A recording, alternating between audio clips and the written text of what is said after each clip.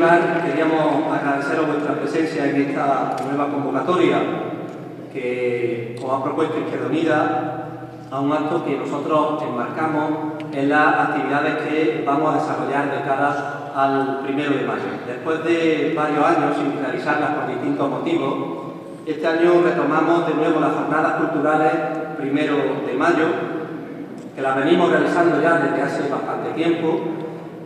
Algunos años no hemos podido realizarlas por distintos motivos, pero este año las hemos vuelto a hacer con la intención de que permanezcan en el tiempo. Unas jornadas que nos sirven para analizar, para discutir y para evidenciar la situación tan preocupante que tenemos hoy en nuestro país y desde luego en el planeta.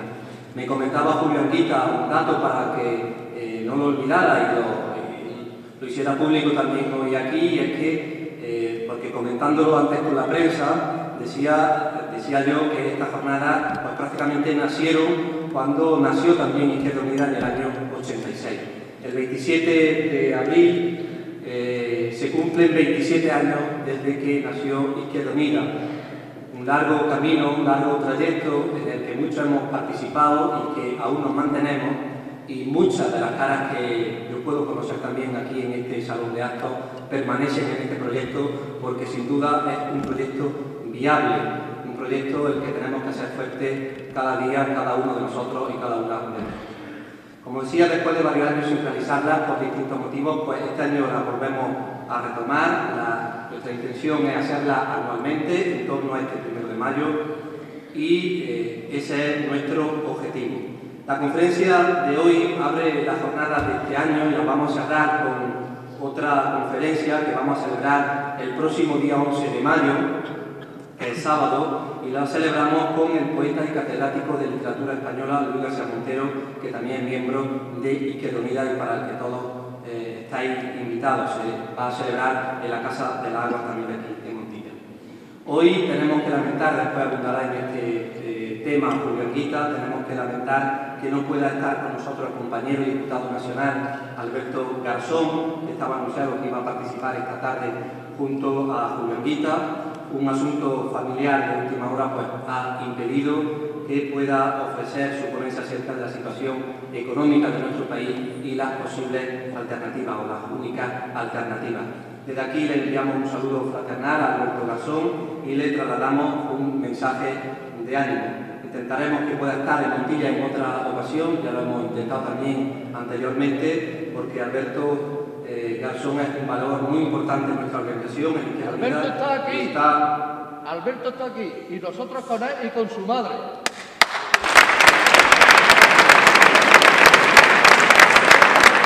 Decía que Alberto Garzón es un valor importante no solo para Izquierda Unida, sino también para la izquierda, porque está aportando al debate nacional la presencia de esta organización de Izquierda Unida en temas de política económica que tiempo atrás pues, no estaban tan visibles como ahora, gracias a su contribución política diaria, día a día en el Parlamento y en todos los actos y actividades que viene desarrollando. La conferencia de hoy la enmarcamos, como he dicho, en las jornadas culturales 1 de mayo y es en torno al significado de este día que Izquierda Unida organiza estas conferencias con las que vamos a tratar de poner de relieve la realidad socioeconómica de nuestro país, las consecuencias y el fracaso total de las políticas de hoy del Partido Popular y las de ayer también del Partido Socialista que han dibujado en nuestro país al dictado de las reglas que impone el capitalismo más feroz de los últimos años. Reglas que están teniendo consecuencias terribles y que pueden ser devastadoras si no se cambian urgentemente. España ha pasado a ser el segundo país con más desigualdad social de la eurozona, cuando hace tan solo 4 años pues, estábamos en el 10º lugar. Hay experiencias en otras partes del mundo con estas políticas económicas que nos aportan claridad sobre la política que no se debe hacer. Por ejemplo, hay que decir que la ONG Vermont Othman, pues, analizando las décadas perdidas en América Latina por la aplicación de estas políticas en los años 70 y en los años 80, afirma que si se mantienen los recortes sociales en nuestro país, recuperar el bienestar social que existía nada más que hace pocos años, en el 2008, nos podría costar hasta 25 años, con lo que perderíamos 2 generaciones completas para el beneficio de unos pocos. Sin embargo, el Gobierno del Partido Popular tiene claro que va a seguir aplicando las mismas políticas que hasta ahora están dando como resultado un país cada vez más lejos de una posible recuperación. Lo hemos visto hace unos días, primero cuando conocimos los últimos datos del paro, del desempleo en España, en nuestro país, y también lo conocimos el pasado viernes cuando pudimos comprobar que este Gobierno no ceja en su empecinamiento de una política que asegura el estancamiento y el retroceso vital del presente y también de las futuras generaciones. Y es que el objetivo del capitalismo y de sus defensores está claro en los países del sur de Europa para mantener el nivel de beneficios de los grandes empresarios y los accionistas de la banca es necesario reducir los costes salariales por encima del 10%. Ya han conseguido un 8% tan solo en los 2 años de aplicación de la reforma laboral que aprobó el Partido Popular, mientras que en el mismo periodo el aumento de la renta de los empresarios y financieros ha crecido un 6,5%. Es decir, no es un problema de escasez de dinero, sino de política de reparto de la riqueza y del dinero. Pero aunque sepamos la realidad de estos datos, no podemos encarar un 1 de mayo con un espíritu derrotista. Yo creo que esa es la convocatoria, el espíritu de Izquierda Unida en esta tarde, todo lo contrario. En este 1 de mayo no podemos olvidar la respuesta de muchos ciudadanos en su lucha diaria, que está significando un dique de contención para la expansión de esta política y esta lucha diaria que se materializa a través de las mareas de todos los colores, la lucha de los afectados de los desahucios, las estafas también por la usura sin límite de las entidades financieras y la batalla también de los estudiantes por un derecho a una educación pública de calidad. Hay que decir que el próximo día 9 de mayo también hay convocada una nueva huelga general de la educación en la que estamos convocados pues, todos los sectores implicados en la enseñanza. Y no podemos olvidar también las movilizaciones convocadas por los sindicatos, en fin, un larguísimo listado de protestas ciudadanas. Y todo esto junto al compromiso de gente como quienes formamos parte de Izquierda Unida o también simpatizan con nuestra organización, que contribuimos a hacer el camino estratégico para derrotar las políticas neoliberales de los últimos tiempos. Nuestra posición es la defensa de que hay alternativas.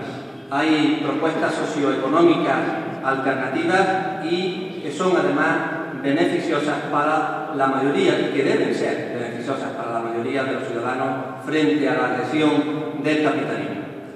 Pero estas propuestas deben estar apoyadas por la movilización. Mañana, en el 1 de mayo, vamos a estar ahí y más tarde también en el tiempo para que sirvan como una estrategia de movilización sostenida donde coincidan las luchas sociales y donde los llamamientos sindicales también para el camino de esa recuperación imprescindible a nivel económico, pero también a nivel político y a nivel ideológico.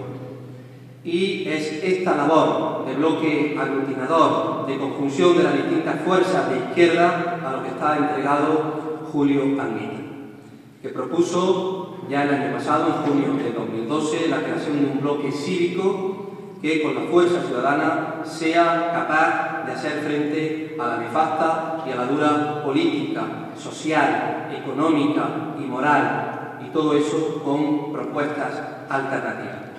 Así se formó el Frente Cívico Somos Mayoría, que es un proyecto colectivo, un proyecto que está abierto a todos los ciudadanos que de forma individual deseen organizarse y que sean capaces desde la base de elaborar un programa concreto, un programa que sea aplicable y un programa que plantea una alternativa fundamental. Son estas las bases de su creación, que además están recogidas en sus documentos, que se pueden consultar también en su blog, que está disponible en la red, en Internet.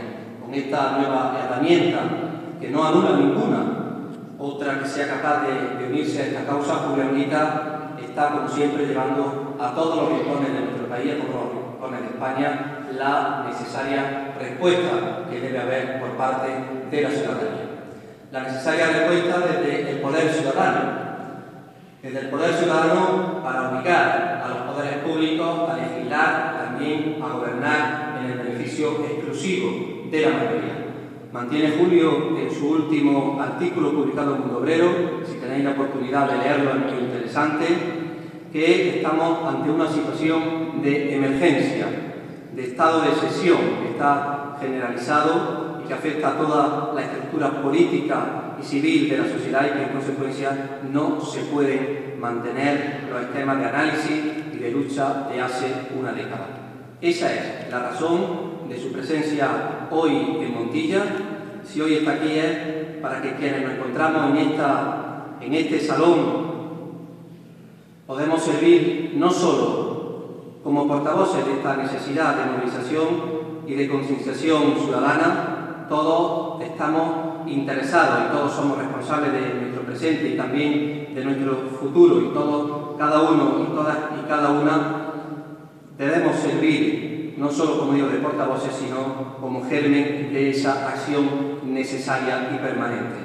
El germen está puesto y lo único que falta es lanzarse, falta más acción ciudadana, es urgente esa acción y sin ella, desde luego, no habrá cambio alguno.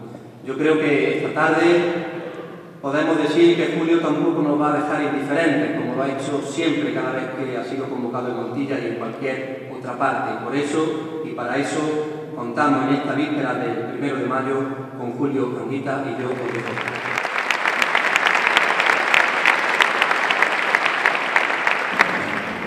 Bien, buenas tardes. Cuando hablamos, Alberto y yo, organizamos cómo íbamos a intervenir. Yo intervendría en primer lugar para hacer un análisis de la situación y él, como economista de izquierda, plantearía unas alternativas, unas salidas, unas propuestas. La madre de Alberto la operaron antes de ayer, tuvo 20 horas en el quirófano, ha salido y tiene para un mes en el hospital. Obviamente él no puede venir. Bueno, y yo he estado a punto, me habéis visto cojear, he tenido un problema en un tobillo, o sea que, pero bueno, yo he podido llegar aquí y por tanto voy a intentar suplir la intervención de los dos como buenamente pueda. Dicho esto, yo quiero advertiros lo que yo pretendo hacer aquí. Yo me quiero dirigir a vuestras cabezas. No me interesan en absoluto los aplausos ni los vivas, sino que pensemos todos. Desde siempre he tenido mucho interés, yo prefiero la gente que piense antes que la que chille, que piense. He referido muchas veces que el cartel más revolucionario que yo he visto nunca en mi vida, que ya es larga, lo vi en la puerta de la iglesia del barrio del Naranjo de Córdoba. Ponía, levántate y piensa. Eso me parece más importante con el levántate y lucha, porque para luchar previamente hay que pensar. Y yo quiero aquí que pensemos todos juntos. Y vamos a pensar. Pero antes, yo quiero hacer una aclaración. Hoy se habla mucho de la alternativa. Vamos a plantear alternativas. Y yo quiero hacer una primera distinción. Hay dos palabras que parecen lo mismo, pero que no son lo mismo. Una es la palabra alternancia y otra es la palabra alternativa. ¿Qué es la alternancia? Lo voy a contar muy brevemente. Imaginaros que en el Teatro Garnero están poniendo una obra de teatro. Y de pronto el director de la obra de teatro dice, bueno, esta obra va a seguir, pero cambio a todos los actores. La obra sigue. Eso se llama alternancia. Cuando cambian los actores, pero la obra continúa. Pues bien, cuando una política continúa, aunque cambien los gobiernos son la alternancia uno de otro. Durante mucho tiempo, en España, en el bipartidismo, PP y PSOE han sido la alternancia uno del otro.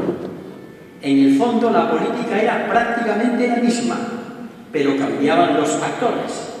Eso era la alternancia. ¿Qué es la alternativa? Volviendo al hecho del Teatro Garnero, cuando dice no solamente vamos a cambiar los actores, sino la obra de teatro. Es decir, una política totalmente distinta. Aquí yo quiero hablar de la alternativa, no de la alternancia.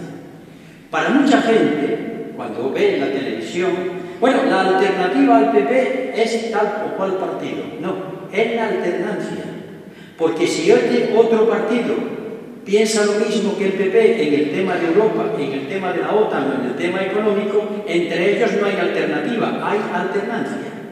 Así que lo que yo voy a hablar aquí es de otra obra distinta, con otros contenidos y con otra lógica. Y ahora entrando en el tema. Hace unos días murió la señora Thatcher. La señora Thatcher, que ha sido presentada como una heroína desde la derecha, porque le ganó el impulso a los sindicatos. La verdad es la verdad.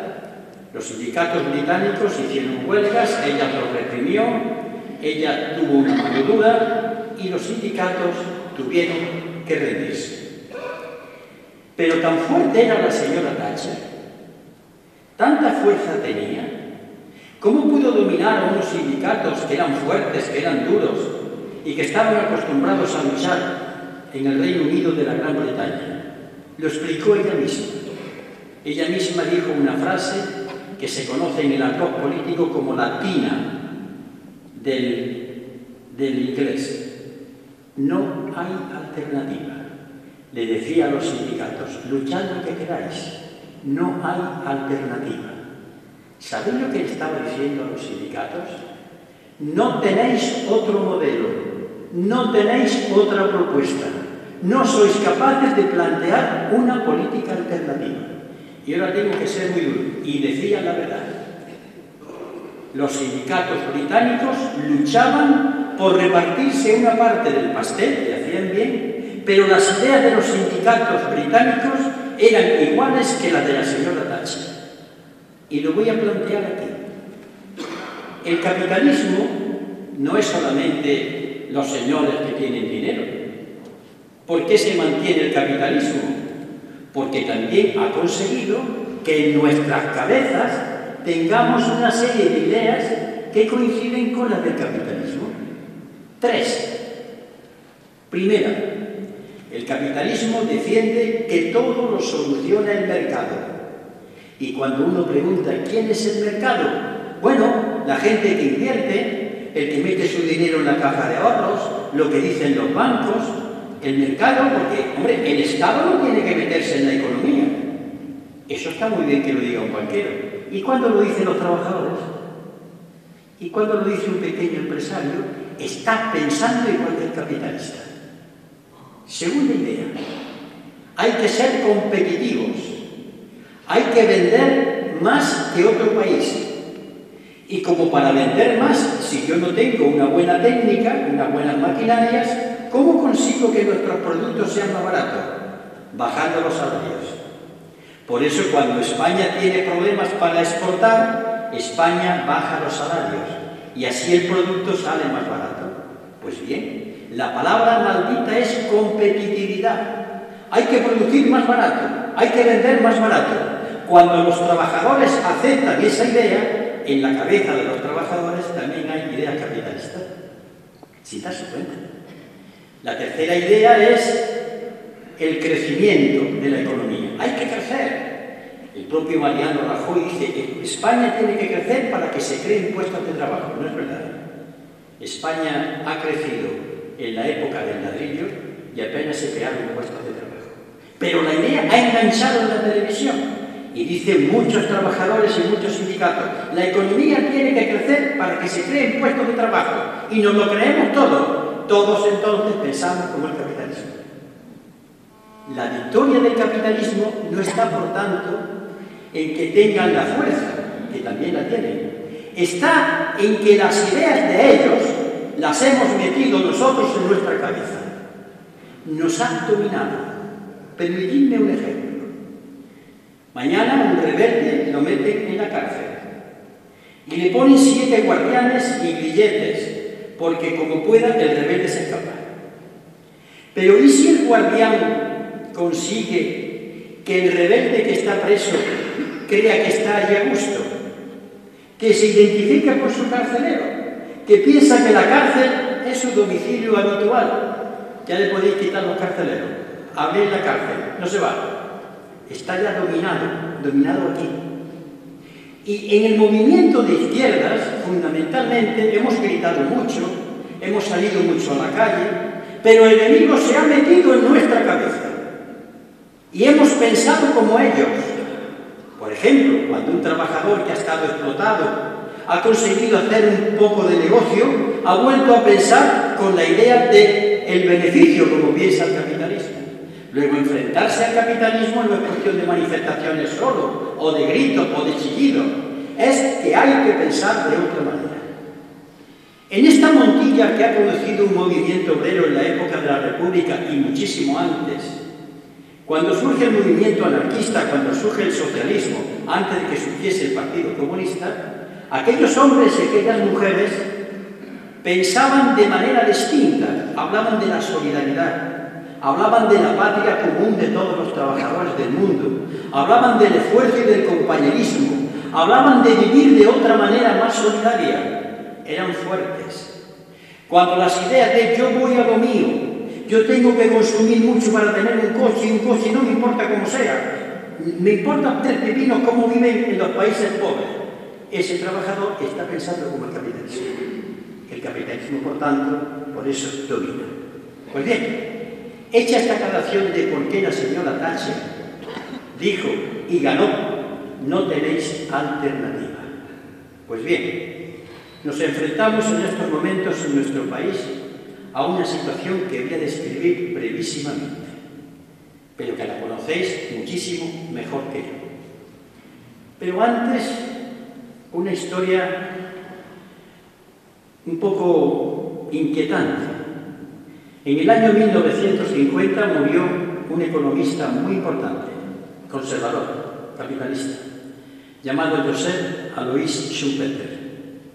Schumpeter fue un economista muy brillante, de los más importantes del mundo de entonces, que al final de su vida dijo una frase lapidaria: el capitalismo morirá de éxito. Hemos dicho que vamos a pensar, vamos a pensar esta frase. El capitalismo va a morir de éxito. Es decir, un economista capitalista dice que el capitalismo va a morir, pero de éxito. ¿Qué quiere decir que va a morir de éxito? Vamos a analizar. Hombre, el capitalismo que parecía que estaba enterrado, hoy todo el mundo piensa en capitalismo. China habla de crecimiento sostenido, habla de mercados, habla de competitividad. Las fábricas se levantan de España y se van a Casablanca porque los trabajadores marroquíes cobran menos. Se levantan fábricas enteras y se van a otro sitio. Otras economías distintas, Brasil, India, hablan de competitividad, crecimiento sostenido y mercados. Hablan lo mismo, el mismo lenguaje.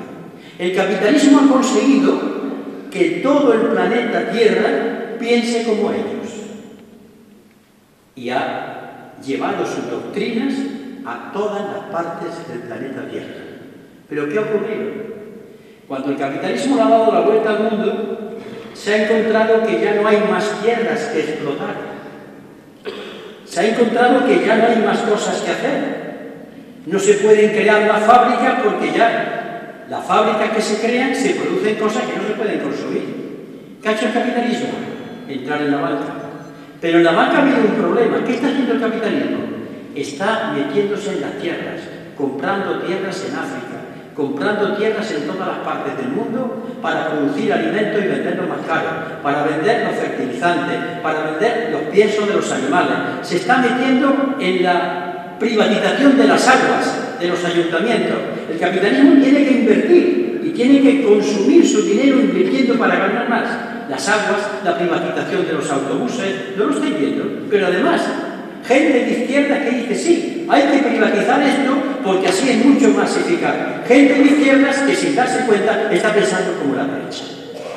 Pues bien, el capitalismo parece ser que ha ganado la batalla, pero ya no tiene más sitios a los que dirigirse. ¿Por qué? Porque el planeta Tierra se acaba. Empieza el fin del capitalismo. Pero Schumpeter da otra razón que parece que es muy tonta. Dice, es que el capitalismo produce muchos intelectuales. Ahí está la palabra mal utilizada. Produce muchos maestros, profesores, médicos, ingenieros. Efectivamente, vosotros sabéis que en Córdoba hay una universidad. Cuando yo estaba ejerciendo aquí de maestro, la universidad que había era de Sevilla o de Granada. Ya salen todos los años miles de estudiantes con su título de médico, de profesor, miles y miles de ingenieros, miles y miles cada año. Y saben que se encuentran con el título bajo el brazo, la cola del medio. Pero esta gente que ha estudiado, por primera vez los hombres que han estudiado y las mujeres que han estudiado se encuentran que están en el paro. Hasta ahora no era cierto. Hasta ahora el que estudiaba una carrera o una carrerita tenía trabajo. Ahora los que estudian una carrerita o una carreraza se encuentran en el paro. Y son gente acostumbrada a pensar que saben, pero ya están como los obreros. Es decir, el capital ha conseguido proletarizar a los profesionales. Y ahora el hijo de don Manuel, de don Antonio, de doña María, está en el paro como el hijo de Penquillo, de Juanito, de María. Ya conocen lo que es el paro. En la Montilla en que yo estuve, eso no era posible, porque estudiaban muy pocos y el resto eran trabajadores que trabajaban en las bodegas, en la vendimia o en otros lugares. ¿Cuánto ha cambiado el mundo? Este problema es totalmente nuevo. Tan nuevo como que el 57% de los jóvenes en España están en paro. Este país se muere, porque cuando la gente joven no tiene trabajo no hay futuro. El país dentro de poco no va a existir. ¿Me puede alguien decir qué hacemos con un país con un 57% de paro juvenil? ¿O no conocéis a nadie en vuestra familia o en el entorno? ¿Cuál es el futuro que tiene? Pues yo tengo un hijo con 33 años y tiene ese problema, estudiando. ¿O no conocéis gente con carrera que no tiene, o gente sin carrera? Gente que tiene el derecho a trabajar. Eso es un problema tremendo. Pues bien, por eso anunciaba Schumpeter que el capitalismo moriría de éxito. Hombre, me dirán, ¿cómo va a ser morir de éxito?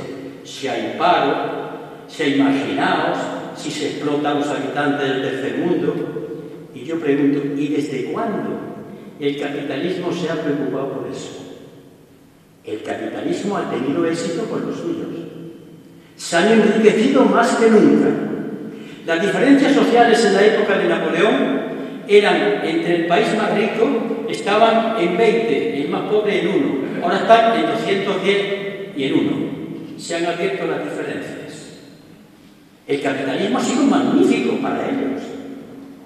¿Cómo le podemos pedir al capitalismo que haya acabado con el paro si el capitalismo existe? Porque hay paro, precisamente. Porque cuando hay paro, los hombres y las mujeres se venden a cualquier precio porque tienen la manía de comer. Ya lo dijo Carlos Marx, el parado es el ejército de reserva. Cuando yo tengo frente a la fábrica gente parada, esa gente se va a vender por 2 duros porque tiene que comer. ¿Desde cuándo le interesa al capitalismo que haya pleno empleo? ¿Desde cuándo le ha interesado al capitalismo que se mueran los millones de hombres en África o en Asia? Al capitalismo lo que interesa es que muchas enfermedades no se curen para poder ir vendiendo como pueden y apañando determinados medicamentos. Al capitalismo le interesa que la gente sepa, pero ¿eso quién lo ha dicho? El capitalismo no ha fracasado. El capitalismo ha triunfado para ellos. El problema está que cuando dicen que el capitalismo ha conseguido tantas ventajas, la gente humilde cree que todos hemos conseguido esas ventajas. Pues bien, ese capitalismo triunfador para ellos se encuentra en estos momentos ante un grave problema. Pero cuidado, sobre todo voy a dirigirme a mis compañeros y compañeras de partido y de ideología. No nos equivoquemos. El capitalismo muriéndose puede durar 200 años. Y que nadie piense que si el capitalismo se hunde, de pronto, sin que nadie trabaje, va a salir el socialismo. No nos equivoquemos. Al socialismo se le trae. Y lo digo porque conozco muchas ideas que surgen en las cabezas de nuestros compañeros. como el capitalismo se hunde, yo no tengo que hacer nada, pues ese que se está hundiendo puede durar 200 o 300 años. Es decir, ya hay que trabajar, ya, para empezar a crear la sociedad nueva. No esperar a que se hunda, porque cuando se hunda estaremos todavía mucho peor si no hemos planteado otra sociedad totalmente distinta. Si nos esperamos a la puerta del enfermo que se muera, lo que va a haber ha sido un desastre, un caos en el que los más débiles seguiremos perdiendo. Y dicho esto, para que nadie se llame a engaño, quisiera entrar ahora en cuál es nuestra situación como país. Para empezar, vivimos en un momento de excepción, peor incluso que en la etapa franquista. Vamos a decir las cosas sin miedo. En la etapa franquista se perseguía a la izquierda, se acababa con las libertades, pero aparece el nivel de paro que ahora hay, no existía. O si existía, se mandó la gente a Alemania, o a Luxemburgo, o a Holanda. Pero ahora no, son unos pocos los que van saliendo, los que han estudiado, el resto se queda aquí. En estos momentos, este nivel de paro es el primero que hay en España durante decenios. Pero sobre todo el paro juvenil. Nunca ha habido en España, nunca, un 57% de paro juvenil. No solamente esto, este país se ha dedicado a destruir fábricas. Sí, desde los años 90. Por edad, he sido testigo de muchas cosas. Vendíamos el tejido productivo, cerrábamos las fábricas de acero porque no eran competitivas. Y si eran competitivas, porque la compraban empresarios extranjeros. Y por tanto, esas fábricas serían buenas y producían beneficios porque ningún capitalista compra algo que no tiene beneficio. Destruimos tejido productivo. Entramos de cualquier manera en el mercado común europeo en detrimento de nuestra agricultura. Destrozamos sectores enteros de la producción pensando que Europa iba a ser la panacea que todo lo iba a solucionar. Y desde hace 30 años, que no es ahora con el PP, 30 años, en este país no había nada más que 3 pilares económicos. 1, el ladrillo. Todo era construir, construir, construir. 2, el turismo. Y 3, los bajos salarios. Y las empresas del Estado, que eran importantes como Tabacalera, como Telefónica, como Endesa, como Aldeasa, como Aceminos, se vendieron por 4 reales. Y por tanto, se reestructuraron, se pusieron a trabajadores en la calle, pero mientras el dinero de la venta entró, vivimos en el mejor de los mundos. Es lo mismo que si vosotros os quedáis en paro y un día vendéis el comedor y vais a vivir 3 meses divinamente porque habéis vendido el comedor. Y cuando se acabe vendéis el dormitorio y vais a vivir 3 meses extraordinarios con el dinero del dormitorio, hasta que os quedéis sin comedor, sin dormitorio y sin nada que vender. Esta es la situación. Esta. La prueba es que es un país que debe 4 billones de euros. 4 billones de euros. Y eso no se puede pagar nunca. Pero no creáis que es el Estado el que más debe. Los que más deben son las familias, después los bancos y después el Estado.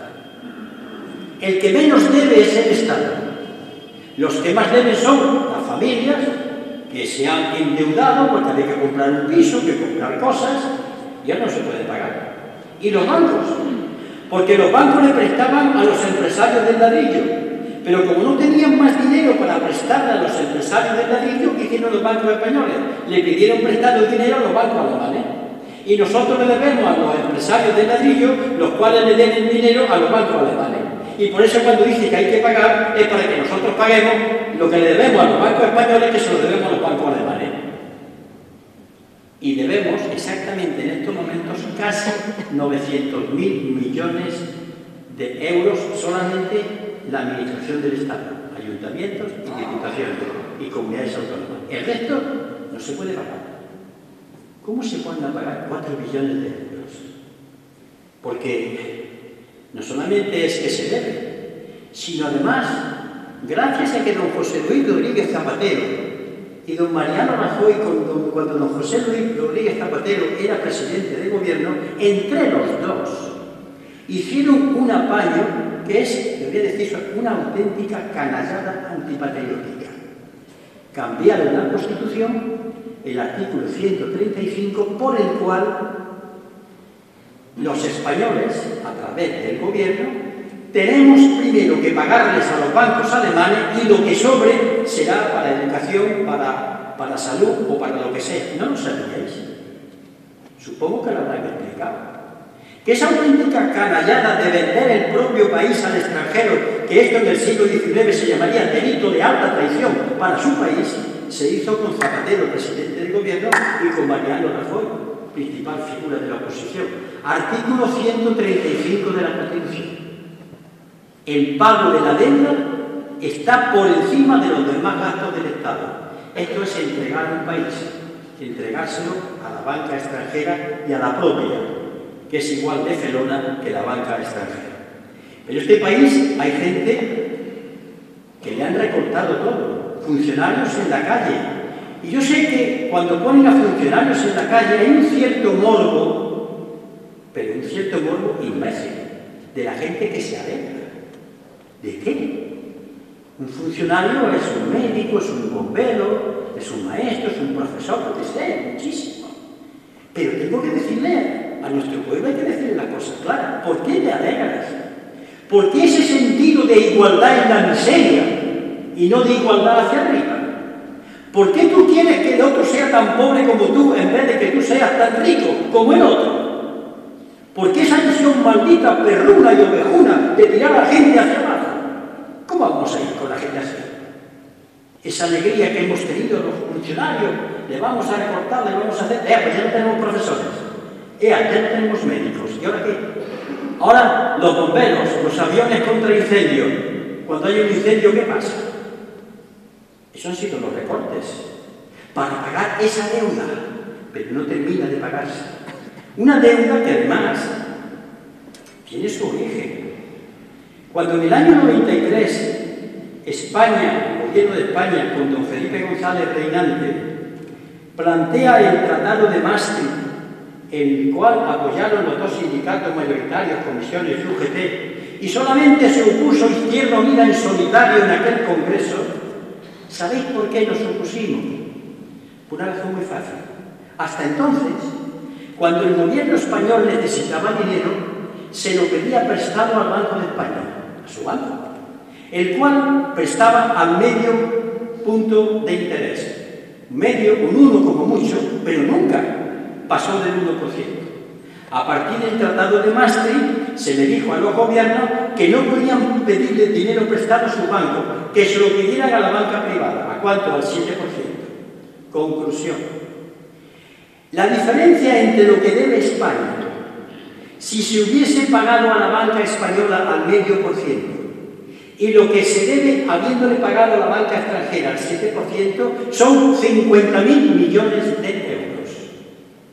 Gracias al Tratado de Maastricht, que tan bueno iba a ser. Estamos así. Pero además no se puede pagar. Pero hay más cosas. ¿Desde cuándo? Yo no recuerdo haber visto esto. La gente que ponen en la calle para quitarla de una casa. Pero es que en pleno siglo XXI, con una Constitución que dice en su artículo 47 que tenemos derecho a la vivienda, ese espectáculo monstruoso, indigno, de lanzar gente a la calle con chiquillos, ¿por qué no pagan? Pero si es que eso está para justificar una auténtica revuelta popular. Me extraña que la gente todavía no se mueva más. Pero eso está ocurriendo. O nos extrañamos, de manera hipócrita, cuando el compañero Gordillo o Manolo Cañadas entran a coger unos carritos para demostrarle al mundo lo que hay. Y no nos escandalizamos cuando vemos tantos hombres y tantas mujeres rebuscar en la basura o en las puertas traseras de los supermercados porque tienen a comer. Esto pasa en España, que hay gente que no está comiendo, o no lo sabemos. ¿Por qué no vais y le preguntáis a Cáritas y a los comedores de determinadas instituciones, dando comidas a personas que no pensaban que nunca iban a verse en esa situación? No son mendigos normales, son gente que ha llegado a esa condición y cada día aumentan. Ahí están las estadísticas. Esto está pasando en España. Pero no solamente esto, sino que además se está diciendo que va a continuar peor. Y lo digo, no, yo, el presidente del gobierno. No esperaban esto, no sabían lo que iba a pasar, a continuación sueltan lo mismo. Pero cuando crezca la economía, a ver, ¿qué economista hay hoy que diga por qué vamos a crecer?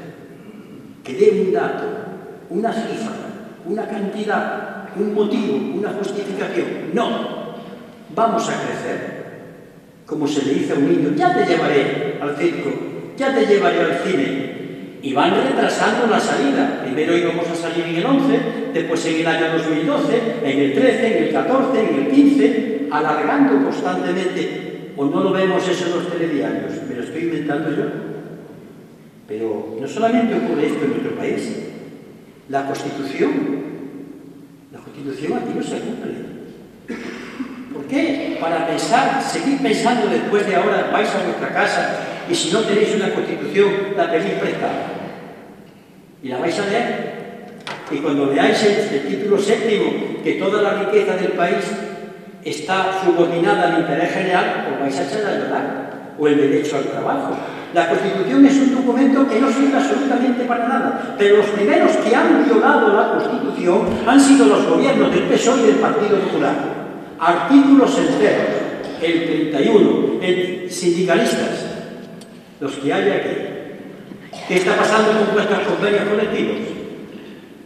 ¿Vosotros podíais imaginaros hace 10 años que acabasen con los convenios de sector? Que estén imponiendo el convenio en cada atajo de trabajo, rompiendo la fuerza sindical. Esto está pasando aquí. ¿No os disteis cuenta de que esto podía pasar cuando firmasteis el Pacto Confederal en el año 1997? ¿Qué pensabais? Ya ha pasado. Algunos de nosotros, si esto que está ocurriendo ahora y que yo estoy repitiendo, lo hubiese dicho yo hace 15 años o 10, me habíais matado. Pues está ocurriendo. ¿Alguien pensó que llegaríamos a esta situación? ¿Hay más? Sí, hay más. ¿Quién gobierna? ¿Rajoy? ¿Zapatero? Aquí tenemos una expresión que yo cuando hablo de esto en otros sitios sé que aquí, estos son los manijeros, no son el poder. Lo que pasa es que estos manijeros se han entregado al poder y trabajan para el poder. Cuando cambiaron la Constitución fue para que el poder pudiese cobrar por encima de lo que había que gastar para los españoles. Primero hay que pagarle a los bancos. Ese es el poder. Pero los manijeros han violado la Constitución diariamente, pero hacen más cosas. Recortan, no solamente funcionarios, en sanidad, en educación el disparate es tremendo, en ferrocarriles, en atención primaria. Pero hay más. ¿Hasta cuándo? ¿Alguien me puede a mí decir si ha oído en cualquier periódico, en cualquier emisora o en cualquier sitio que digan no, esto va a durar 10 años, pero entonces no se atreven a dar una fecha y vamos a ser peor? Un paro con 6 millones de parados, ¿hasta cuándo? ¿Hasta cuándo aguanta este país? ¿Hasta cuándo aguanta la situación? Pero hay más. Este es un país corrupto y corrompido. Pero con el idioma castellano, esto es un país donde los ladrones viven extraordinariamente. Pero no ahora.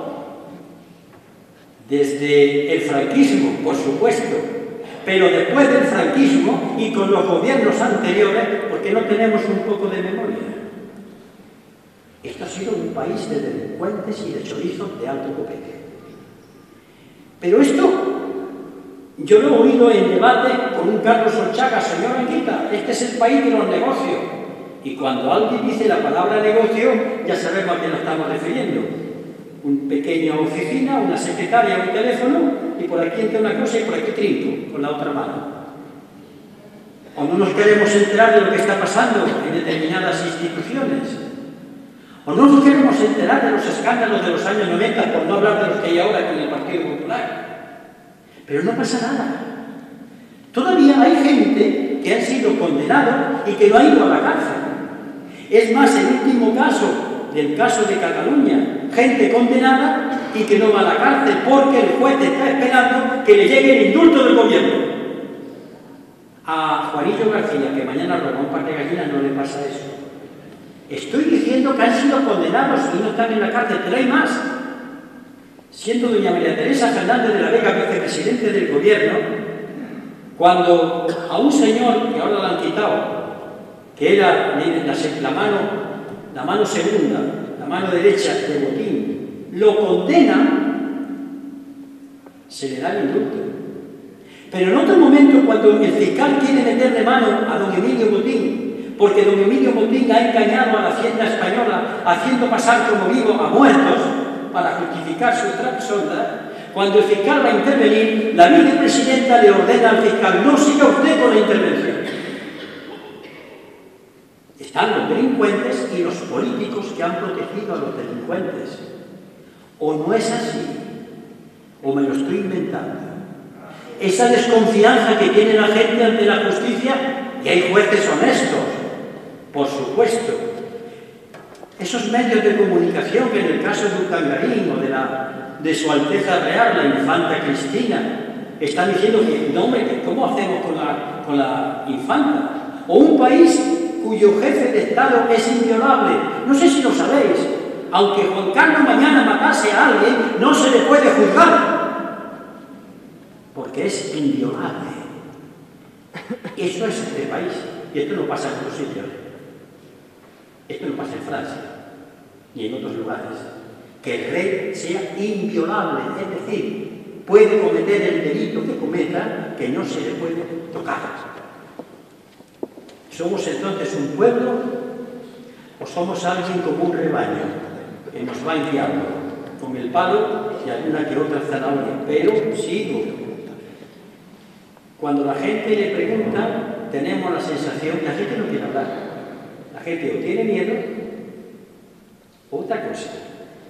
Se encuentra muy a gusto, algunos, con esta situación. ¿Y cómo se defiende la gente? Huyendo. ¿Y cómo se huye? Todos son iguales. ¡Qué injusticia! No, todos son iguales. Pero a veces preferimos que todos sean iguales para que nosotros nos puedan justificar nuestras pequeñas travesuras. Decidme si esto es un país normal. Estamos en una situación de excepción grave. Yo no sé si mañana podrá haber un levantamiento de gente. Yo no sé si mañana el Estado se declara en bancarrota. Yo no sé hasta cuándo se van a poder pagar las pensiones. Pero eso hay que leerlo, que no me lo invento, que eso está apareciendo en diarios económicos.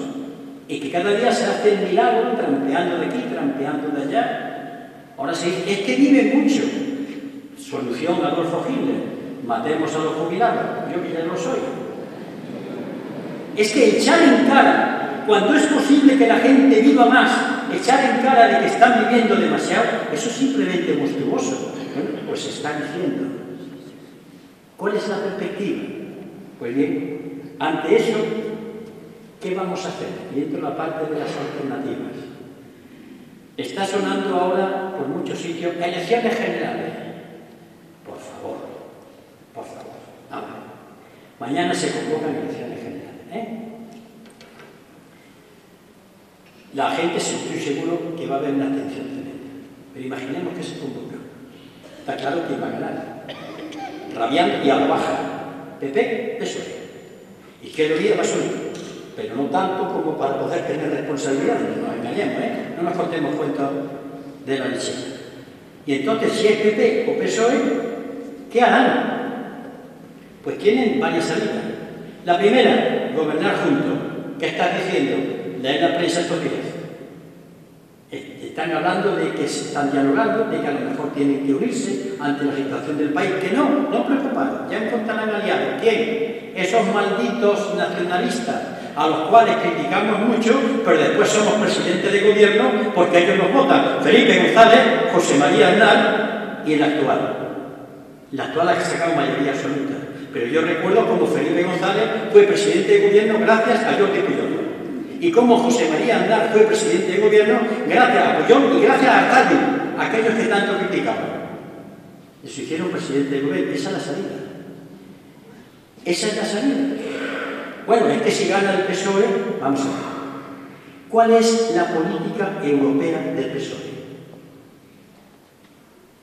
La del PP. Yo no hablo de esa palabra. El euro, yo doy datos. El euro, la OTAN, las políticas de austeridad.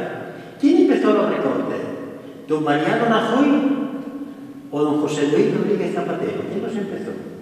Yo tengo claro, está clarísimo. Tengamos memoria, por favor. Ya lo sé, escuchad tranquilo. Hemos dicho que venimos a pensar. Las voces no sirven para nada. Es mejor esta que no esta. Pues bien, estos recortes van a seguir. No, vamos a hacer un gran pacto nacional. ¿Y en qué consiste el pacto nacional? ¿Qué vais a tratar? ¿Qué vais a abordar? Una pura imagen. ¿Pedir elecciones? ¿Es que se va a arreglar con unas elecciones? Hombre, yo creo que nos hemos caído un poquito. ¿Hay otras salidas? Bueno, no hay nada más que una. Y es muy difícil. Cuando yo he hecho las declaraciones a la entrada a la televisión de aquí, me han preguntado, la situación es muy difícil, señora Quita, ¿cuál es a su juicio la salida? Digo, muy difícil y muy dura. Los locutores han quedado así porque esperaban que yo dijera, no, esto tiene una fácil solución. Lo siento, compatriotas míos, la situación es grave y la salida positiva va a ser muy dura. Y yo no tengo la culpa de que la cosa esté así. Soy el médico que digo la verdad. Salvo que la gente quiera escuchar al médico y diga, no te preocupes, una aspirina y sale. No. Estoy diciendo la verdad de este país. Está muy grave y la salida no va a ser fácil. Y la hay. Estamos ante la siguiente tesitura. El enfermo está grave y el médico le dice, mire usted, le ponemos una serie de sedantes y usted va a morir dulcemente, se va pagando. O vamos a la mesa de operaciones, vamos a operar y después enfermo usted pone de su parte, Usted tendrá que salir a pasear, aunque usted no quiera, hacer un esfuerzo. Esta es la alternativa que en nombre de Alberto Garzón yo voy a plantear.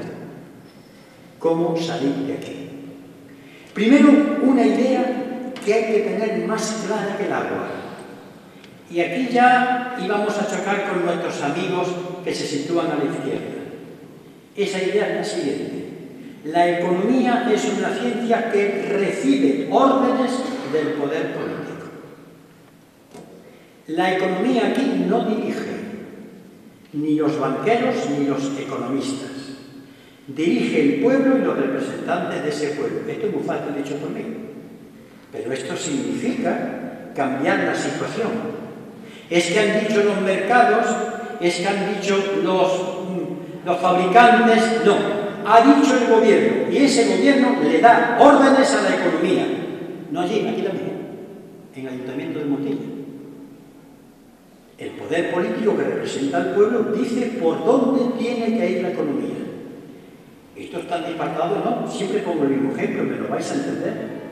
Si mañana alguno de vosotros o de vosotras tiene suerte de tener un terreno, ¿dónde diría yo? En la sierra de Montilla, y quiere construirse una casita, antes de ir al arquitecto, estoy seguro que con su mujer o con su marido, mira, haríamos la casa de tal manera, la pondríamos aquí. Están ellos ideando la casa. Y una vez que la han ideado, le dicen al arquitecto, hazla. Y el arquitecto que ha estudiado se pone con sus estudios a hacer la casa según la han indicado los pueblos. Pues igual ocurre con la economía. Se diseña. ¿Qué es lo primero? El paro. Señores economistas, lo primero es el paro. Pónganse a dar soluciones contra el paro. Pero el poder político manda sobre la economía y no al revés. Y esto que estoy diciendo ya nos enfrentaría a mucha gente en España. El poder político da instrucciones. Hombre, un poder político con 2 dedos de frente, con gente responsable y estando en conexión permanente con su pueblo. Pero si aceptamos eso, si aceptamos ese principio de que el poder político dice por dónde tiene que ir la economía de un país y señalar cuáles son los objetivos prioritarios, lo demás es de suyo. ¿Cómo puede dar órdenes? Pues un gobierno, de acuerdo con su pueblo, tiene que dar un programa. Un programa que además tiene que buscar que la gente, en principio, conecte con el gobierno, se sienta recompensada. Debe dar 3 medidas inmediatas. El salario mínimo, 1.000 euros. La pensión mínima, 1.000 euros. Y la renta básica, todo parado, tiene derecho a percibir una cantidad. ¿De dónde me saco yo esto? De la Declaración de Derechos Humanos de las Naciones Unidas firmado por España. No me lo he bajado del planeta Marte, me lo he bajado de las promesas que han hecho los gobiernos españoles. Y alguien, sin duda alguna, me dirá, ¿y de dónde sale tanto dinero? Tengo que decir aquí que en España sobra dinero. Sobra dinero a manta. ¿Dónde está? ¿Dónde están? ¿Dónde están las llaves? Pues están en los paraísos fiscales. Según los últimos estudios que yo he podido consultar hace unos días, Vicente Navarro, Juan Torres, Pedro Montes y otros economistas, como Ramón Franquesa, como Toni Domenech, como Carlos Berzosa, como Joaquín Arriola, como extranjeros como Paul Krugman, plantean, se pueden equivocar un poco, que en estos momentos el dinero en paraísos fiscales más lo que se defrauda en estos momentos podría ser cada año serían unos ingresos rozando los 100.000 millones de euros. He dicho 100.000 millones de euros de sobra. Dinero que está muerto. Claro, esto significaría que había que meterle mano y nos dirían: la propiedad es sagrada, sí, pero el artículo 128 de la Constitución española dice que la propiedad, que la riqueza está subordinada al interés general. Con la Constitución esta en la mano podemos hacer eso. Pero hace falta la Constitución sola no sirve para nada. Ni las leyes sirven para nada. Somos un país, habrá que hacer una ley. Que no, que las leyes hay que hacerlas, pero después la gente se echa a la calle y las defiende. ¿O creéis que un papelazo va a servir de algo?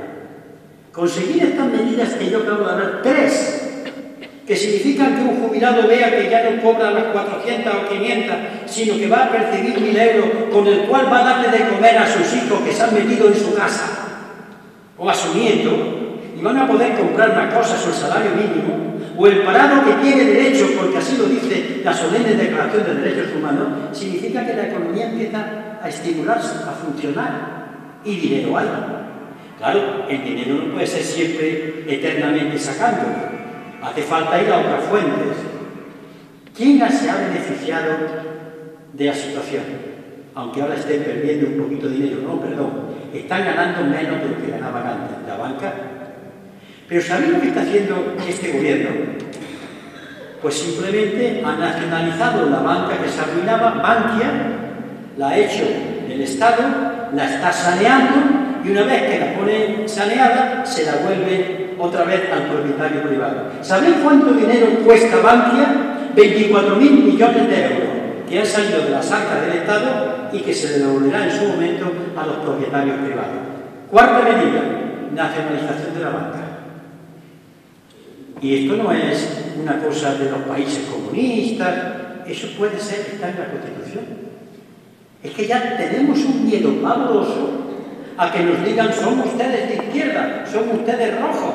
Es que el miedo nos lo han metido y nosotros somos unos caguetas que nos asustamos cuando nos lanzan esa palabra. Menos miedo.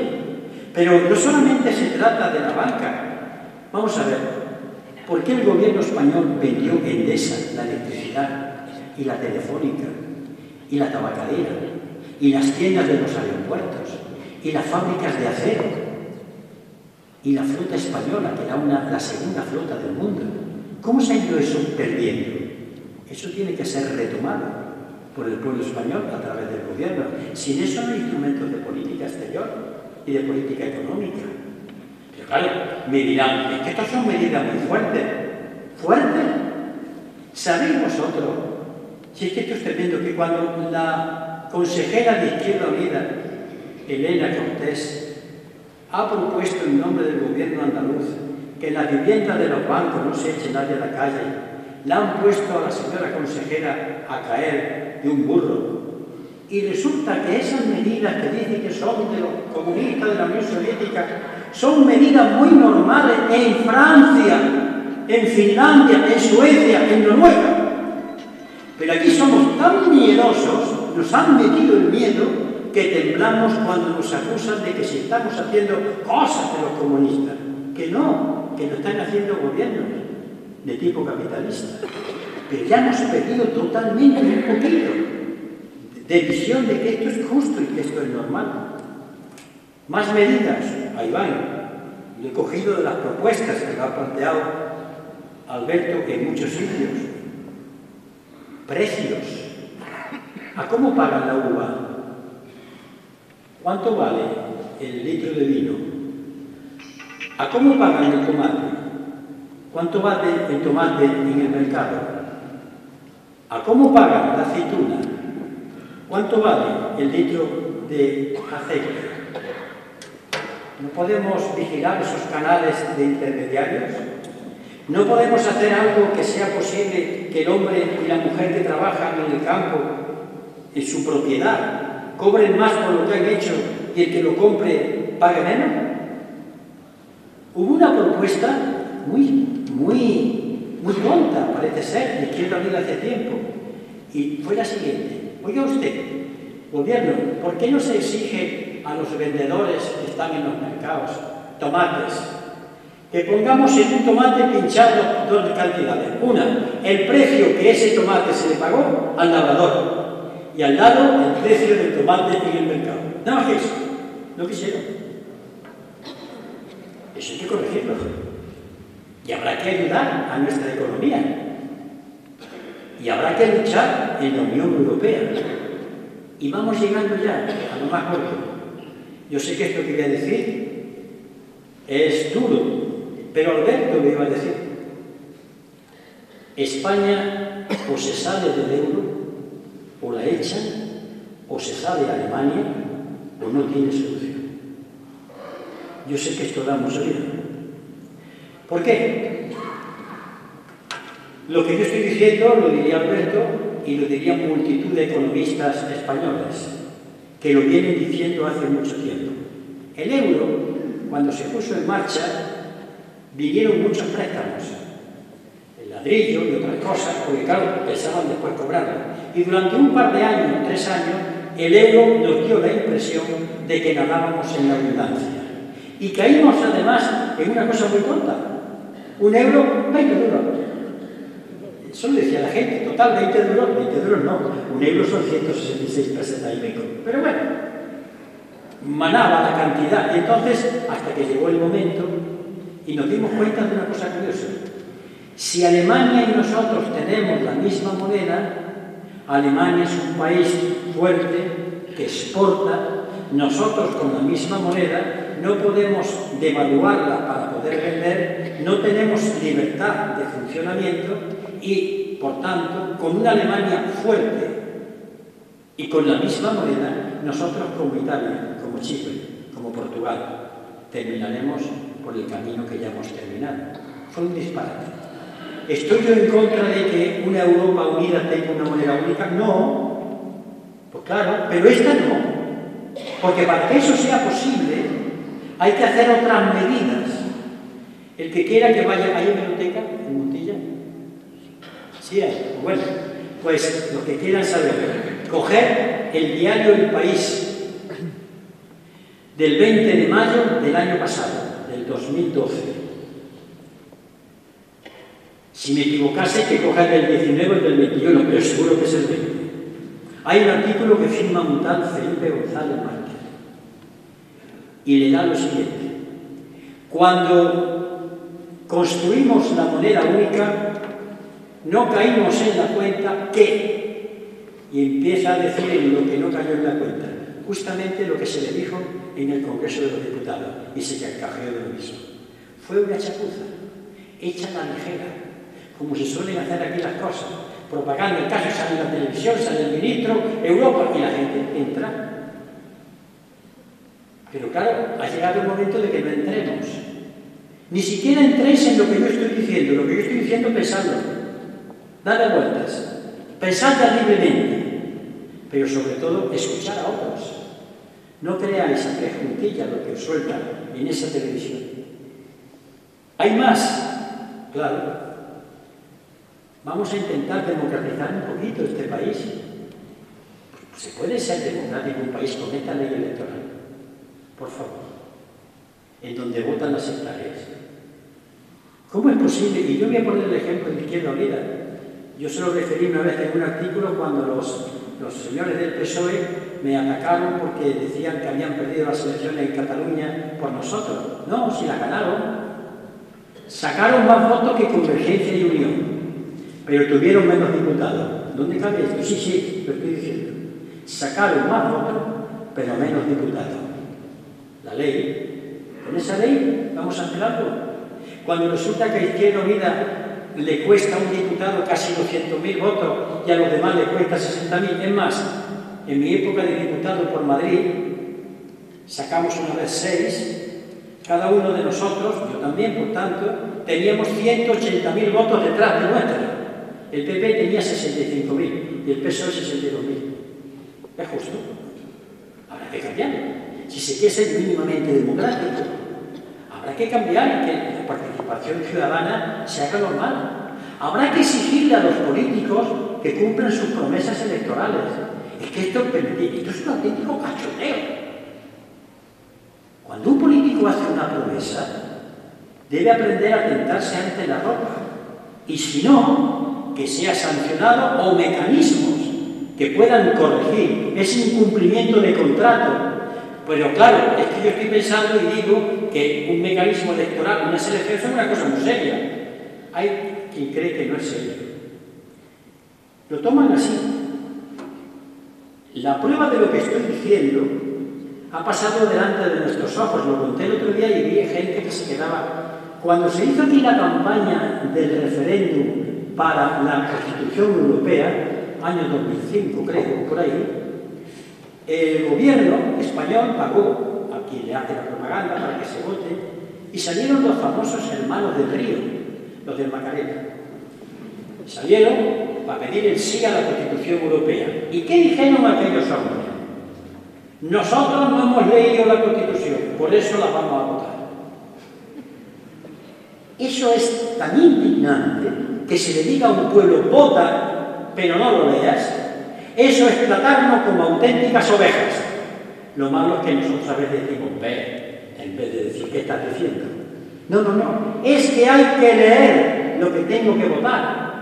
Porque si no, con mi voto, yo soy responsable. El que vota tiene su parte alícuota de responsabilidad. Ojo con esta, porque si no me podéis explicar cómo es posible que en otros sitios que hay por ahí la gente haya seguido votando a auténticos ladrones. Los ha vuelto a votar. ¿Quién tiene la culpa? ¿La política o la gente que ha vuelto a votar el ladrón? ¿Cómo es posible que la gente vote a políticos que no les dan explicaciones sobre las cosas, que los tratan a patadas cuando han terminado las elecciones, que se enriquecen y aquí no pasa nada y los vuelven a votar? ¿Queréis nombres? Hablamos del presidente de la Diputación de Castellón, hablamos de los gobernantes del País Valenciano. Vamos a dar nombres. Y bien, estas medidas implican que la forma de hacer la política hasta ahora ya no vale. No vale.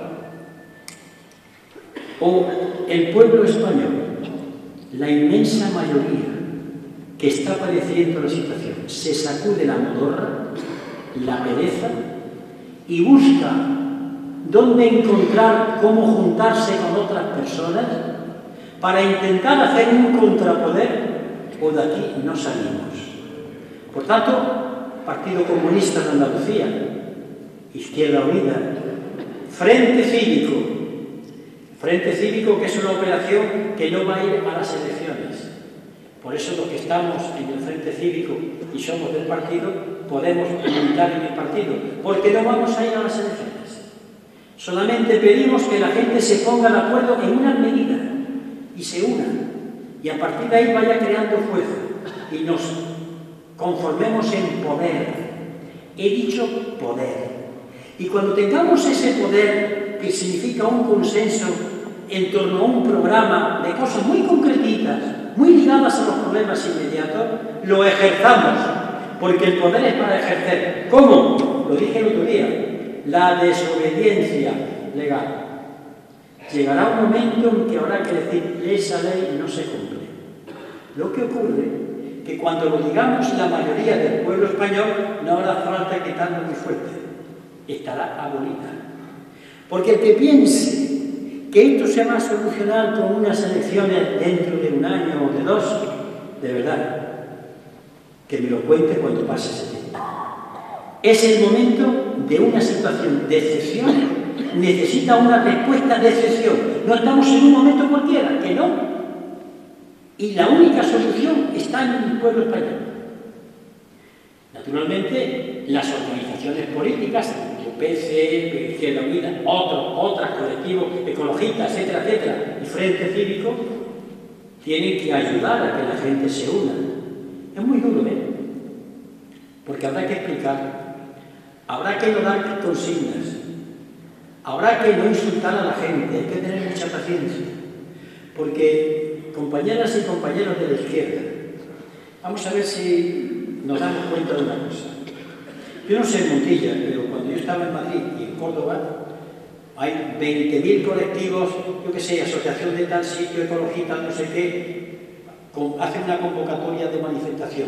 50 firmantes, asistentes a la manifestación, 25. Entonces creemos que con hacer muchas manifestaciones y muchos panfletos y muchos discursos, que no. Hasta que esa gente que está en su casa y no sale, y que a nosotros nos molesta porque la vemos muy tranquila, que no se da cuenta de lo que va a pasar, pero sin ella esto no va a cambiar nunca.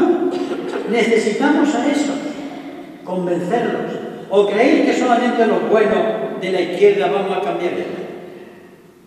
¿Cómo habéis llegado vosotros aquí, a la alcaldía? Con el apoyo de la gente, ¿verdad? Nada menos que el terrible Partido Comunista, horror, llegó a tener alcalde comunista en Montilla. Y se hicieron políticas distintas. A la gente hay que ir con mucha paciencia, no insultarla, por favor. No llevar por delante militantes y camaradas del partido, no llevar por delante la herramienta. Ir con vuestras ideas, con vuestra palabra, convenciendo, que la gente se vaya uniendo tranquilamente, que vaya haciendo una marea tranquila, una fuerza tranquila, pero firme, que las voces no van a ningún sitio. Que las manifestaciones a tonta y a loca, si no están bien organizadas y cubren las calles y las llenan de gente sabiendo lo que quiere, no van a ningún sitio con las voces. Que el echarle un cóctel molotov a un policía o una manifestación era una tontería, porque encima te dan una mano de hostias que tú no puedes dársela. A ver si somos, ¿qué sacamos con eso? Yo sé que lo que estoy pidiendo es muy duro, pero hay un antecedente histórico, se llamó Gandhi. Gandhi le ganó la pelea al Imperio Británico, que era mucho Imperio Británico. ¿Cómo? Aguantando. No pueden ustedes coger sal. Allá que iba y cogía la sal. Y llegaba la policía, lo desalojaba. Volvían, pero después volvían más. Y más. Y te quita la policía. Y tú vuelves. Y te pone delante del ayuntamiento, un día 50, otro día 5.000, otro día 50.000. ¿Que hay que aguantar? Sí. Pero esa es la única fuerza que puede doblar esto. Y montarla, organizarla, es una labor titánica, porque habrá que conquistar a esa gente que no le gusta, dice, la política, que no quiere saber nada, y es verdad, a mí me molesta también, pero hace de tripa al corazón porque la ganas para tu causa. Porque si tú no la ganas, la van a ganar los otros. Entonces gana dos cosas, uno que tú ganas y que se lo quitas a otros. Esto es lo que Alberto, mejor que yo, porque es economista, hubiese dicho: yo he hecho una mala copia de aquello, pero he pretendido situaros ante la perspectiva de cómo está España, cómo está Andalucía. Y no he exagerado nada. Es más, no he querido dar determinados datos que tengo aquí por no pasarme de agorero. Pero yo no sé decir otra cosa. A mi edad creo que hay que seguir peleando. La lucha es algo a lo cual nosotros no podemos decir que no. Hemos tomado ese camino. Lo único que yo pido es que sea una lucha con cabeza, con frialdad, con mucha serenidad. Por favor, pocas voces, poco chiste, ningún insulto, porque se nos va la fuerza con la boca. Cuando el poder nos vea calladito, tranquilo, pero avanzando, el poder ya empezará a temerlo. Mientras tanto dirán que chille, se le va la fuerza con la boca.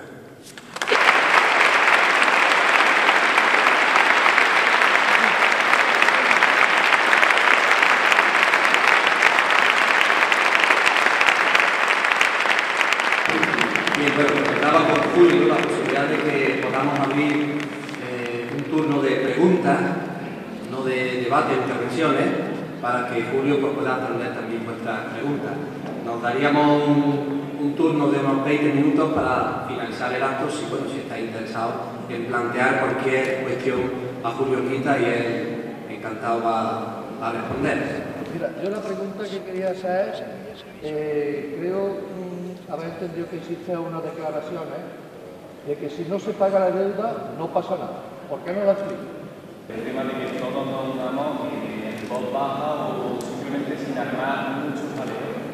En un momento, en el año Noruega-Corea, para evitar la intervención de la guerra de Irak, no sé cuánta gente tuvo en la calle, yo entre ellos también, no sé cuánta gente tuvimos en la asociación que se fue un boom.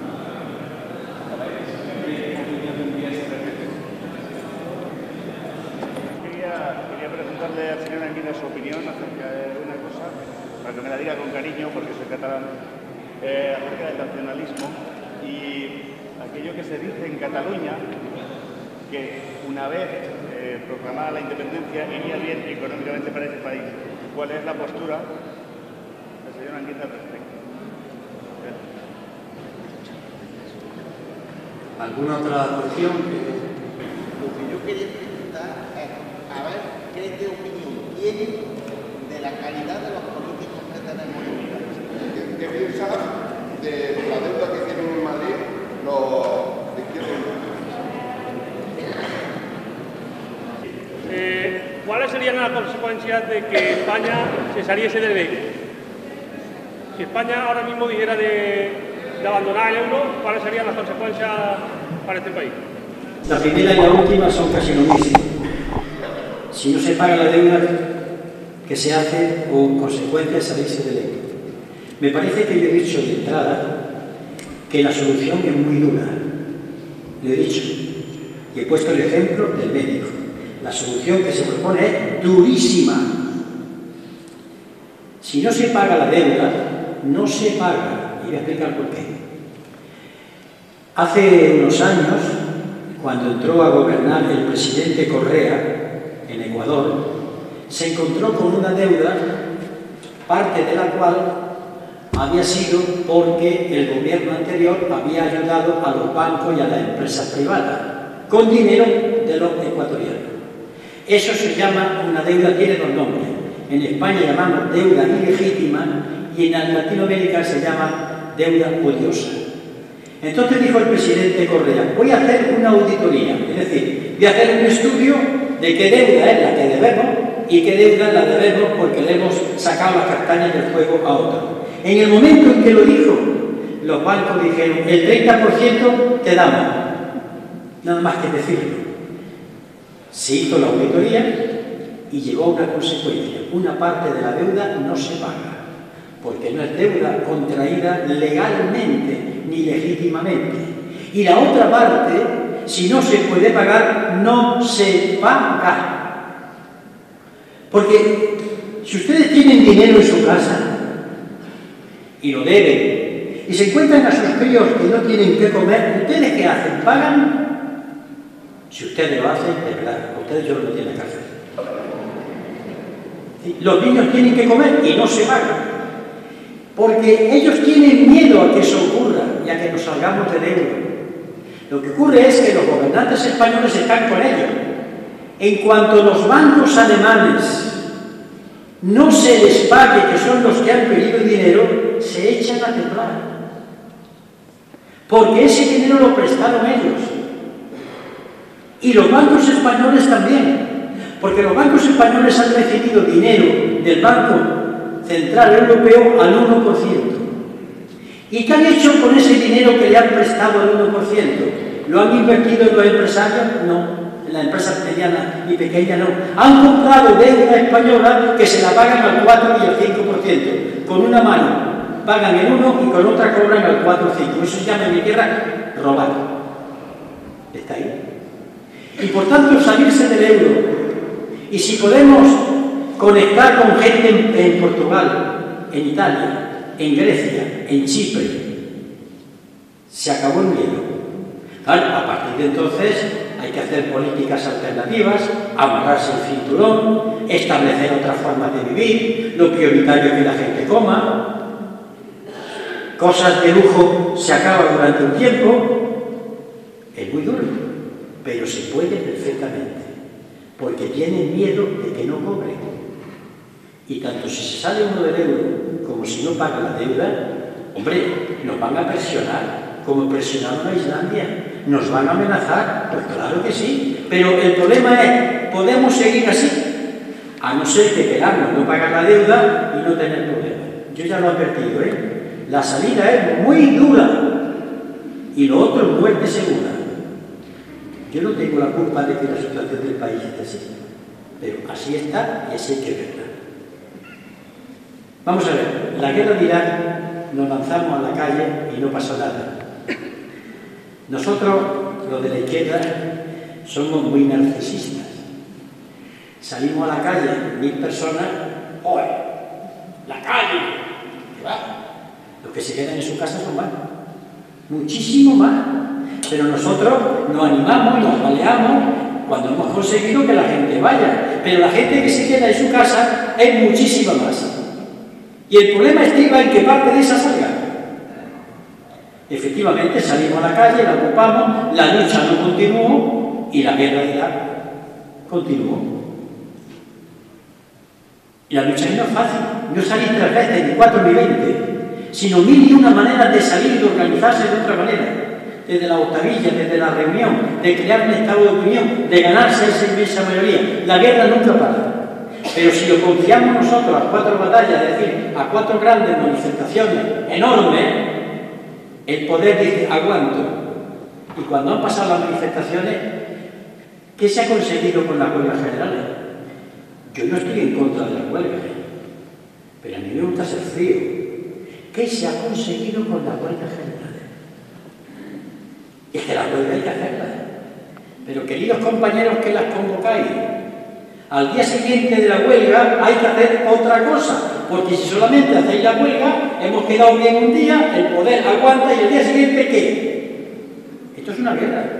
Y una guerra se planifica, se programa, y después de hacer esto viene esto, y lo otro, y arriba, no solamente con una amplia manifestación, porque el ejemplo que ponen es correcto, pero con 4 manifestaciones, por importantes que sean, no. La conciencia de la gente es un trabajo mucho más duro, por eso el Frente Cívico ha surgido con esa idea, de esta pelea con la gente, de ir acercándose a ella, ir explicando, porque nosotros solos llenaremos las calles, pero ellos son mucho más. La independencia catalana. Vamos a ver. Si ustedes, yo creo que repasasen la historia de España, yo le voy a dar una fecha. Marzo de 1893, ahí vacío. Los catalanes, el nacionalismo catalán, en 1893 aprueban una cosa que se llama Bases de Manresa. Leen ustedes eso y lo que está haciendo Artur Mas es un juego de niños. En Cataluña hay una larguísima tradición de sentirse que son diferentes. Pero eso no es de ahora. Esto es de siglos. Y hasta ahora hemos estado conviviendo que el señor Mas lance una especie de pulso diciendo que Cataluña quiere la independencia, y me parece que cuando quiere alguien la independencia, que se convoque un referéndum, me parece muy bien. El problema es a los trabajadores catalanes, porque el señor que propone la independencia es un señor que hace la misma política que Mariano Rajoy. Así que yo diría, trabajadores de Cataluña, que la independencia que traiga Artur Mas os va a solucionar los problemas, estáis totalmente equivocados. No veis más de un palo por delante de vuestras narices. Porque el señor Artur Mas es el que hace la misma política que Rajoy. ¿Qué tipo de independencia van a tener? Y aquí está el error. No se van a solucionar los problemas sociales de Cataluña. Porque el que manda en Cataluña es igual que Mariano Rajoy. Y los poderes económicos que mantienen a Rajoy mantienen también al señor Artur Mas. Y los escándalos de corrupción que han salpicado a Convergencia y Unión son los mismos que salpican al gobierno de don Mariano Rajoy ahora. Así que hay dos cosas. Una, todos los pueblos tienen derecho a decidir. Eso sí, y con lo que decidan son responsables. Después no lloren. Pero en el caso este en concreto, don Artur Mas es más que sospechoso de que una supuesta independencia de Cataluña beneficiase a los trabajadores. Pero que se deje engañar, ya son mayorcitos. Un momento, la calidad de los políticos. Voy a decir algo que me va a gustar. Los políticos, nosotros, yo soy político y no tengo cargo público, porque los políticos no solamente el concejal o el ministro, el diputado. El político es toda persona que se preocupa de cómo se vive, Político es el tío frasquito en la puerta del cortijo rascándose la cabeza con el cigarro. ¿Por qué hay ricos y por qué hay pobres? Ese es político, Ese es político. No sé si saben ustedes aquella frase de Monseñor Casaldáliga, un obispo de izquierda, que lo hay, ¿verdad? Las cosas, pero lo hay. Un obispo de izquierda que decía: cuando defiendo a los pobres, cuando le damos limosna, me llaman santo. Pero cuando yo me pregunto, ¿y por qué hay pobres? Me llaman comunista.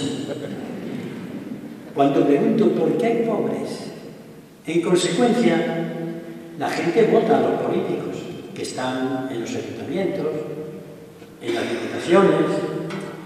Así que el pueblo que elige y que vota también tiene su parte. Porque son unas listas que se presentan. Lo que pasa es que yo he visto actos políticos donde llega aquí el señor, eso de la derecha, eso que se creía, cuenta 4 chistes, la gente aplaude, pues la gente que ha votado eso, ahí lo tiene. A mí me gusta también decir las cosas claras, que nuestro pueblo también tiene su parte de responsabilidad electo. O es que yo voto, yo no sigo, no. Cuando votas tienes una parte muy pequeñita, pero una parte de responsabilidad. Si la gente se hubiese dado cuenta de que la gente que se presenta en las listas no tiene calidad, muy fácil, no vote. Vota en blanco. O vota de otra manera. Porque los hemos votado. Y además, los políticos, hombres y mujeres, que van en las listas, ¿de dónde salen? ¿Vienen del planeta Tierra? No, salen de nosotros. Son nuestros vecinos. O son de otro mundo. Son de nuestro mundo y piensan como nosotros. Lo que pasa es que cuando llegan a un sitio a gobernar, tenían que tener presente que tienen que predicar con el ejemplo. ¿No habéis oído nunca decir, fulano roba, hazte bien, yo ya lo digo? Tú eres tan ladrón como el concejal o como el ministro. Así que cuando vemos a los políticos vamos a ponerlos verdes, pero vamos a mirarnos a nosotros que lo hemos puesto con el voto, Querido pueblo nuestro, que cuando votamos tenemos nuestra parte de responsabilidad. Y cuando hagamos eso, habrá políticos de otra calidad. Cuando un político, hombre o mujer, Hable con vosotros con franqueza, puede que no os guste, pero aquel que venga a deciros, lleváis razón, estáis dominados, ese tío sinvergüenza que nos explota, ese es un estafador. Pero os ha alegrado el oído, ha dicho cosas muy graciosas, os ha puesto a insultar al otro, bueno, pues os acaba de timar, os ha engañado. Y sabéis lo que decía el proverbio árabe: la primera vez que me engañaste la culpa fue tuya, la segunda vez era mía, y la tercera y la cuarta y la quinta, bueno, ya no quiero decir la responsabilidad que tenemos. Izquierda Unida, no soy de la dirección, pero puedo aclarar que debe dinero como consecuencia fundamentalmente de dinero atrasado, como consecuencia de resultados electorales y de haber pedido préstamos a expensas de los resultados electorales que nunca se vieron reflejados en la realidad. Una deuda que siempre se ha pagado, con más dificultades, con menos, pero siempre se ha pagado. Sin embargo, y esto también quiero ser claro, PP, PSOE, Convergencia y Unión le han perdonado a los bancos multitud de deuda. Ahí van los nombres. A nosotros nunca, y con muchas dificultades los hemos ido pagando. Pero en concreto la deuda, por lo que sé, que no soy ya de la dirección de Izquierda Unida hace 13 años, pero fue ayer, por lo que uno huye y demás, es consecuencia de ese problema, de no tener los ingresos que se prevían que haber tenido en el caso de las elecciones, pero se están pagando, se renegocia. Una de las cosas que yo he llegado a conocer, no de Izquierda Unida, sino del PC, los banqueros decían, es la única fuerza política que paga. Y es verdad, con muchos sacrificios, pero pagábamos. Nadie nos ha perdonado una deuda. Los demás no pueden decir lo mismo. Y consecuencias de la salida del euro, ya lo he contado. Así que he terminado. Lo que único yo ruego es darle vuelta a la cabeza, consultar, buscar ese artículo del País. Por favor, he visto que alguien ha tomado nota. Si me equivocaba, un día digo que va, mayo del 2012. Y cuando veáis los telediarios, ponerlo en guardia. Pero por favor, tener un poquito de curiosidad. Salir de la casa un poquito, enteraros qué es lo que está ocurriendo. Porque si os quedáis en vuestra casa, de ella os sacarán. De ella os sacarán. Tarde más o tarde menos. Es una cuestión de saber defenderse con tiempo. Por lo demás, yo he terminado, termino cansado, os ruego que ahora yo ya me dejéis descansar, porque estoy cansado. Y termino rápidamente, porque creo que este acto nos puede servir para tener también un recuerdo y la memoria de una persona brillante, una persona lúcida hasta el final de su vida, amante del humanismo y de la rebeldía serena pero firme. Yo quiero que recordemos esta noche la vida y la obra de José Luis San Pedro, un hombre comprometido y militante hasta el final con la vida y con la lucha. Muchas gracias por vuestra asistencia.